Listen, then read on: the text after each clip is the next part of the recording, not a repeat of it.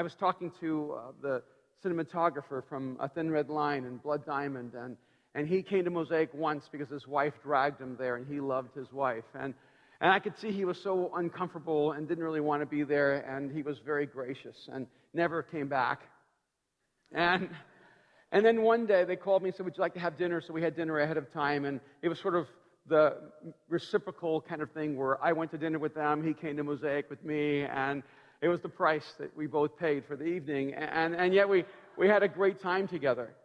And he said, well, what do you do? And I started telling him about the work I do, and he was very surprised that a pastor actually had real jobs. And that encouraged him a little bit. And he goes, all right, tell me about this book you just wrote. And I started telling him about Wide Awake. And I said, it's really about a call to live our most heroic life. But I said that there's really an underlying story. He goes, what's that? I said, have you ever heard of this thing called the gospel, this narrative called the gospel? He said, yes, of course.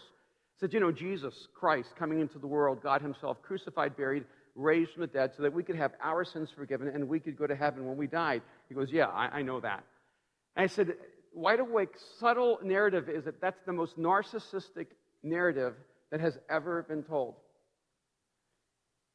That it's the most self-absorbed, personally consuming story. That somehow God would step into human history and it would all be about us. Wide Awake basically is saying that Jesus stepped into human history and lived our most heroic life, and through his death and resurrection calls each of us to live our most heroic life for humanity. And then he said, pass the shrimp. And as we were leaving the restaurant, we're walking down the street, he stopped me in the middle of the street. He goes, you know what you said about the gospel? And I said, yeah. And he said, I've always thought that was the most narcissistic, self-indulgent narrative I've ever heard.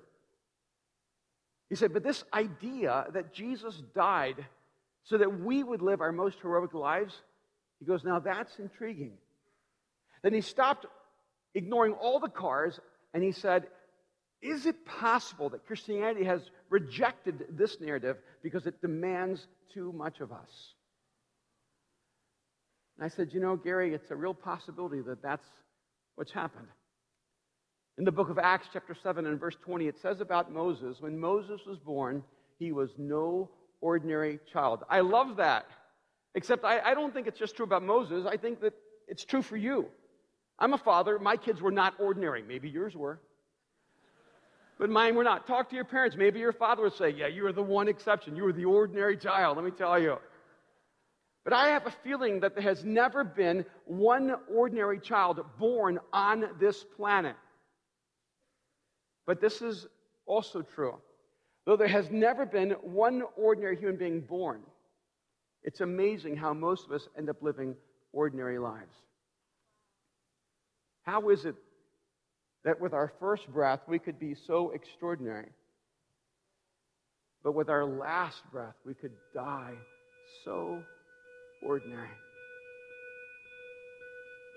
Is it possible that the church has bought into this sublime and yet destructive process of moving people to conform, to become standardized, to become just like everyone else? That what we're trying to do is to minimize sin damage, to control the destructive effect of humanity in the world. And so we spend all of our lives trying to get people to not do all the things that they would do unless we help them not do them, instead of realizing that there's all this God-given potential, all this God-given talent and passion and intelligence and capacity. And what we're not supposed to be doing is trying to stop people from doing wrong. We're supposed to be unleashing people to do good. Is it possible that somehow we ended up joining in the weight and momentum of humanity, simply placing people into boxes and standardizing them and controlling them, and without even realizing that the church has become more of a prison than a portal, more of a place where we're trapped and we have no way to escape, rather than a place where we find freedom and liberty? I think of the words of Jesus when he says that I am the door. If anyone comes in and out through me, he enters green pastures. I wonder how many people who have been engaged by us would say what I've experienced is a portal, a door into open spaces, into wide open place is a place where I have freedom and liberty and hope, and my imagination expands and my dreams grow, and I find myself discovering the power of who I am. And the irony is that they probably come to us looking for a way to be free, even though they can't find that freedom. And they need someone who'll take the time and get them out. So I want to take a few minutes this morning and invite you to journey with me for a few moments and allow your imagination to run. That what if we were sent by God to be liberators of humanity? Instead of trying to trap people and keep them down, that we were here literally to raise people out of the dead. That people are walking dead. They're sleepwalking. They don't even know that they're alive, but inside of them they know they should be. Something inside of them longs to live, and they feel their hearts pounding against their chest, and they can't take it anymore. And our responsibility, our job, our calling, our destiny is to liberate them and bring them to life.